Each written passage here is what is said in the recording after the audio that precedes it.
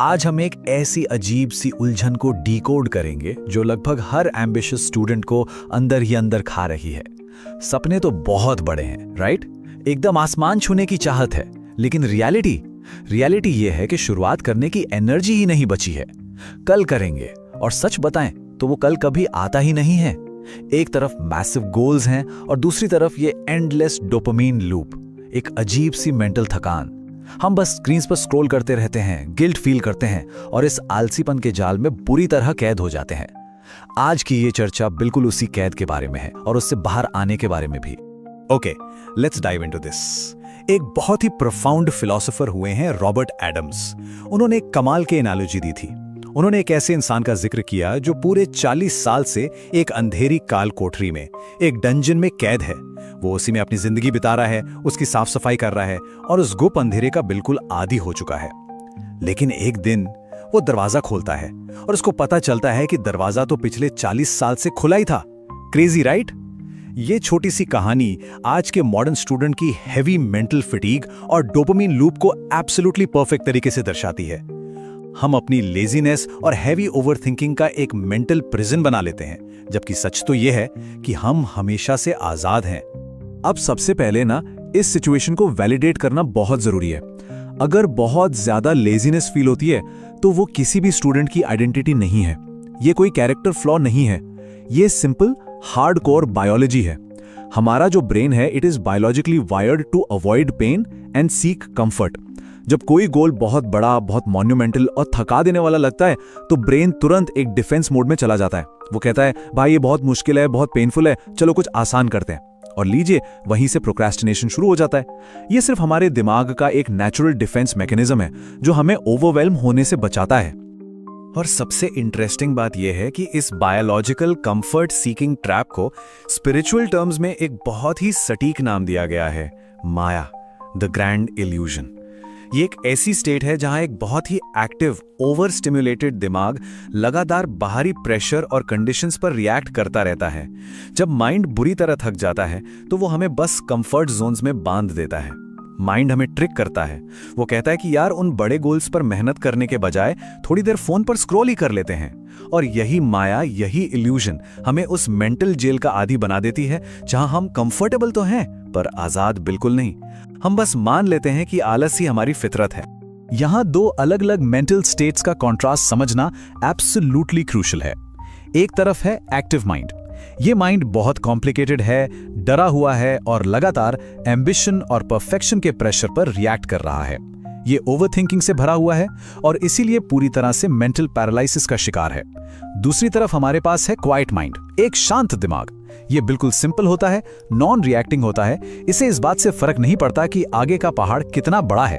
वो बस शांति से प्रेजेंट मोमेंट में रहता है और बिना किसी बोझ के, बिना किसी डर के सिर्फ अपना अगला कदम उठाने के लिए कंप्लीटली फ्री होता है। असली गेम यही है, इस शोर को शांति में बदलना। तो यहां एक बहुत ही चमत्कारी सवाल उठता है, What if the door has been open all along? क्या हो अगर ये परफेक्शन का, एक ही दिन में सब कुछ पा लेने का जो भयानक प्रेशर है वो सिर्फ एक इल्यूजन हो? सच तो ये है कि किसी को भी परफेक्टली सब कुछ करने की जरूरत नहीं है। कोई भी स्टूडेंट उस डंजन से, उस मेंटल आलस से आजाद हो सकता है। करना क्या है? जरूरत से ज्यादा सोचना बंद करना है और अपनी अप्रोच को शिफ्ट करना है। वो दरवाजा सच में खुला है, बस उससे बाहर निकलने का तरीका बदलना होगा। अब हम उन प्रैक्टिकली प्रूवन तरीकों की बात करेंगे जो बिना किसी थकान के हमें उस दरवाजे के पार ले जाते हैं। देखिए, ज्यादातर एम्बिशियस लोग यहां सबसे बड़ी गलती करते हैं। वो ऑलरेडी थके होने के बावजूद ब्रूट मेंटल फोर्स का इस्तेमाल करते हैं। वो विल पावर पर निर्भर हो जाते हैं। लेकिन सच्चाई क्या है? विल पावर बिल्कुल एक स्मार्टफोन की बैटरी की तरह है, बहुत जल्दी ड्रेन हो जाती है। विल पावर पर रिलाई करना एक एग्जॉस्टेड माइंड के लिए सबसे बड़ा ट्रैप है। इस डोपामिन लूप से बाहर आने के लिए हमें फ्रिक्शनलेस टैक्टिक्स चाहिए, ऐसी टैक्टिक्स जिसमें दिमाग पर जोर ना लगाना पड़े। और यहां काम आते हैं रूटीन्स। रूटीन्स ना काम को बिल्कुल ऑटोमेटिक बना देते हैं। जब कोई चीज रूटीन बन जाती है तो ब्रेन को उसे शुरू करने में पेन फील नहीं होता। वो बस ऑटोमेटिक तरीके से बिना एनर्जी ड्रेन किए पूरा हो जाता है। And this brilliantly illustrates the solution. इन्हीं डीप कॉन्सेप्ट से हमें 3 बहुत ही प्रैक्टिकल सॉल्यूशंस मिलते हैं। ये 3 स्टेप्स उस कैद को तोड़ने की मास्टर की हैं। पहला, मेक इट स्मॉल। दूसरा, क्रिएट इजी रूटीन्स। और तीसरा, यूज द 2 मिनट रूल। ये स्टेप्स इतने इफेक्टिव इसलिए हैं क्योंकि ये एकदम लो बैरियर है। इन्हें शुरू करने से पहले हमारा ब्रेन कोई रेजिस्टेंस या डर पैदा ही नहीं कर पाता, क्योंकि इनमें थकान है ही नहीं। एक आलसी या एग्जॉस्टेड स्टूडेंट के लिए यह सबसे प्रैक्टिकल अप्रोच है। एक ऐसी अप्रोच जहां मेहनत लगने से पहले ही काम एक ऑटोमेटिक आदत बनने लगता है। अब इस अप्रोच को रियल लाइफ में अप्लाई करके देखते हैं। बेसिकली अपने मेंटल बोझ को एकदम माइक्रोस्कोपिक लेवल पर ले आना है। एक किताब पढ़नी है या कोई असाइनमेंट लिखना है तो 200 पेजेस के बारे में नहीं सोचना है। आज सिर्फ एक सेंटेंस लिखना है या लिटरली सिर्फ एक पेज पढ़ना है।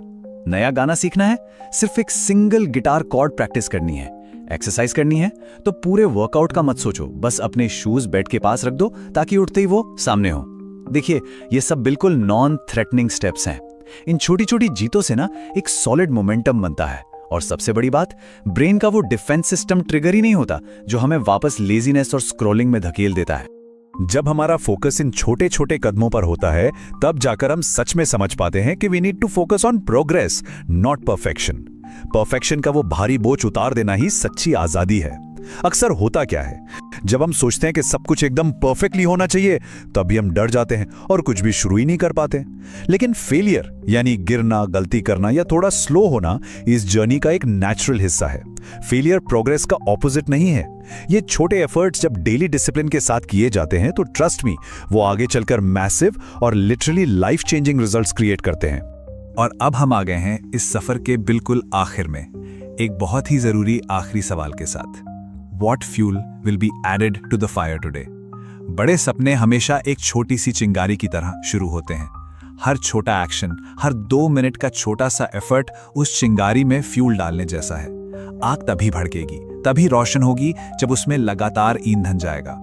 तो इतने दिनों से उस मेंटल काल कोठरी में बैठने के बाद आज वो कौन सा छोटा सा 2 मिनट का कदम होगा जो उस आग को वापस भड़काएगा?